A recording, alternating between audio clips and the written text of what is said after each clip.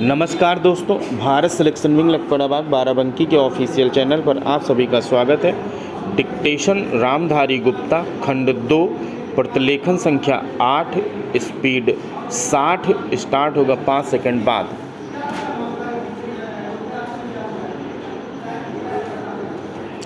महोदय, दूसरे शब्दों में आर्थिक, व्यापारिक, निवेश और तकनीकी कारणों से द्वितीय महायुद्ध के बाद और शीत युद्ध के दौरान एशिया के देशों में पुनः धुंधलापन पैदा हुआ, लेकिन यह बात सही नहीं है कि एशिया की संस्कृति और सभ्यता को पश्चिम के प्रभाव और आधुनिकतम तरीकों ने नष्ट कर दिया। हाँ, एक धक्का जरूर दिया, पर समय समय पर एशिया का यह रूप, एशिया की यह सभ्यता और संस्कृति बलशाली तरीके से उदयमान होती दिखाई देती है।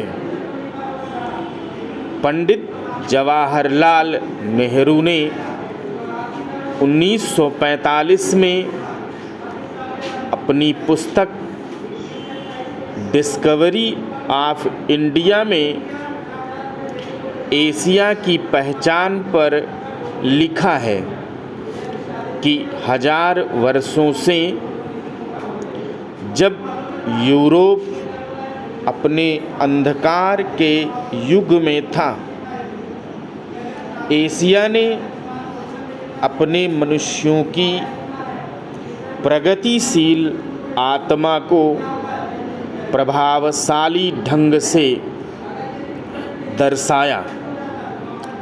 उन्होंने यह विश्वास भी जताया कि एशिया की संस्कृति और सभ्यता यूरोप की संस्कृति और सभ्यता से अधिक प्राचीन है। आज के दिनों में भी चीन के नेता अपने यहाँ आध्यात्मिक क्रांति की बात करते दिखाई देते हैं और अपने आर्थिक विकास को भी प्रतिबिंबित करते हैं। मलेशिया के प्रधानमंत्री भी बड़े गर्व के साथ मलेशिया के रास्ते की बात करते हैं और आधुनिकता और पारंपरिक संस्कृति के मिश्रण से मलेशिया का विकास करना चाहते हैं।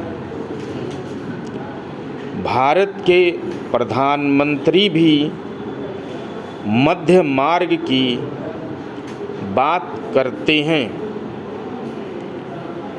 जिसको वे भारत का पारंपरिक विचार कहा करते हैं। वियतनाम के यशस्वी नेता भी साम्यवादी विचारधारा को पारंपरिक सहिष्णुता के अनुसार ढालना चाहते थे। एशिया के इन सब नेताओं की समय समय पर की गई घोषणाओं का वर्तमान संदर्भों में पूरा अर्थ लिया जाना चाहिए। जो एशिया की पहचान को नए सिरे से बनाने में सहायक सिद्ध हो रहा है।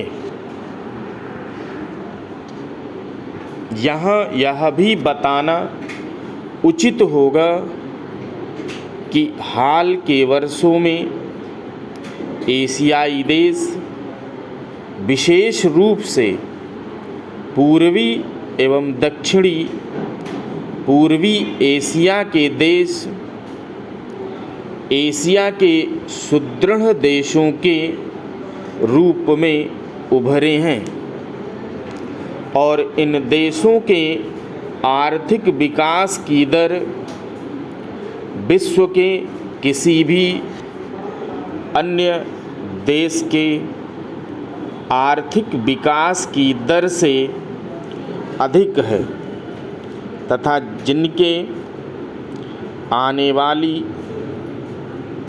शताब्दी में विश्व आर्थिक व्यवस्था के निर्माताओं के रूप में उभरने की आशा है। आर्थिक सफलता की इन कहानियों का श्रेय मुख्य रूप से अनुशासित कार्य, किफ़ायत एवं बचत की ऊंची दरों जैसी एशियाई विशेषताओं को जाता है तथा इनसे देशों की जनता के जीवन स्तर में सुधार आया है और एशिया की पुनः खोज जैसा वातावरण बन रहा है। एशिया के देशों में अब आपसी भाईचारे की भावना उभर रही है और इससे ये देश परस्पर निर्भर हो रहे हैं तथा शीत युद्ध के प्रभाव से मुक्त होते जा रहे हैं।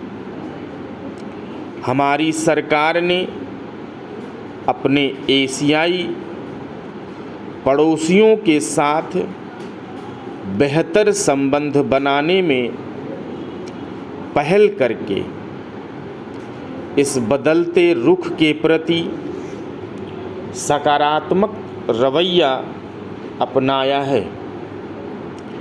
इन सब के प्रश्नों का जवाब आज उपलब्ध नहीं है, लेकिन सनय सनय इन प्रश्नों में ही इसके उत्तर मिलेंगे।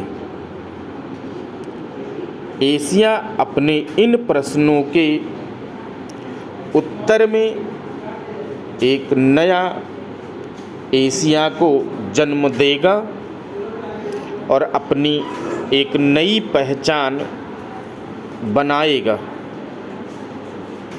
यूरोप और अमेरिका के आधुनिक औद्योगिक विकास में फ़र्क नज़र आता है।